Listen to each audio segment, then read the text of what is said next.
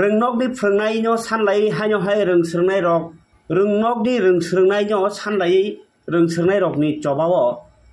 लुकुचं रायजोनि चबावनो police सफ्राबै तामुङै student रकनो बनानि नांखा आ खरांथि सावै तिनि रोंसोरनाय मथा एसएफआई ताइ टीएसयू गथालायै तिनि कासे खादुमानि पान्दा संसालायखा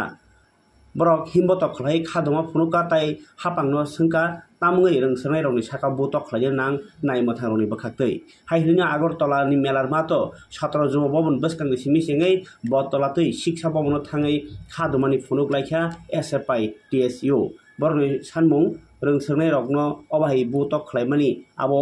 rungno kebengjak student rokno kebengjak tai rongsirnai rokni bagui obo kaham ungui manja obo je police officer মারমনাই হিনে সানাই খাবার গতকাল শান্তিরবাজার মহকুমার জুলাইবাড়ি বিধানসভার অন্তর্গত রামরাইপাড়া মাধ্যমিক বিদ্যালয়ের ছাত্রদের উপর পুলিশের নৃশংসতা এবং সেই নৃশংসতায় 5 জন ছাত্ররা হাসপাতালে ভর্তি হতে হয়েছে। গত পরশুদিন এই স্কুলের 2 জন শিক্ষক বিজ্ঞান বিভাগের 2 জন শিক্ষক তাদের বদলি করে অন্য একটি স্কুলে স্থানান্তরিত করবার জন্য প্রশাসন সিদ্ধান্ত নিয়েছিল। সেই মোতাবেক ছাত্রছাত্রীরা তাদের স্কুলের মধ্যে যে শিক্ষক স্বল্পতা চলছে, আমরা জানি যে আগামী কয়েকদিন পরই মাধ্যমিক পরীক্ষা শুরু হবে। এই অবস্থায় অত্যন্ত গুরুত্বপূর্ণ 2 জন শিক্ষককে বদলি করার প্রতিবাদে স্কুলের ছাত্রছাত্রীরা রাস্তা অবরোধ করে এবং ওই দিন প্রশাসন তাদের কাছে বলেছে যে তাদের যে দাবি এই শিক্ষকদের বদলি রদ করার ব্যাপারে ওনারা ভাববেন বা আলোচনা করবেন, কিন্তু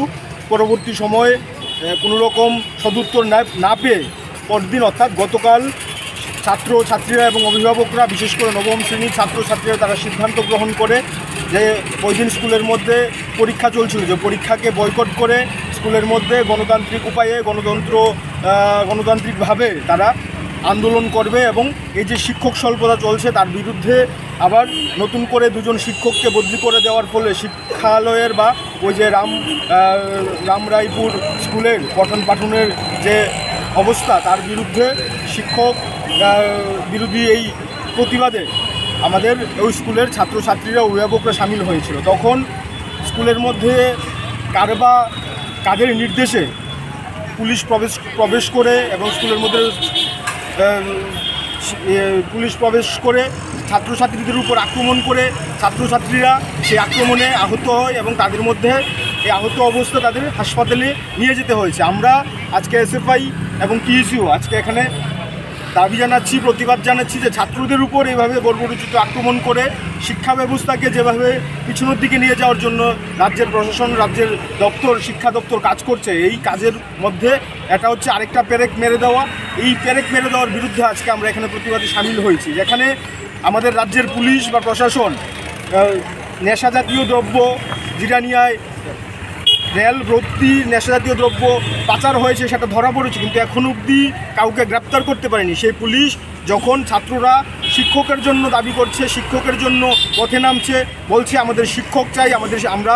শিক্ষায় শিক্ষিত হতে চাই, এই অবস্থায় রাজ্যের প্রশাসন, রাজ্যের পুলিশ ছাত্রদের উপর আক্রমণ করছে, ছাত্রদের পেটাচ্ছে। এটা কীরকম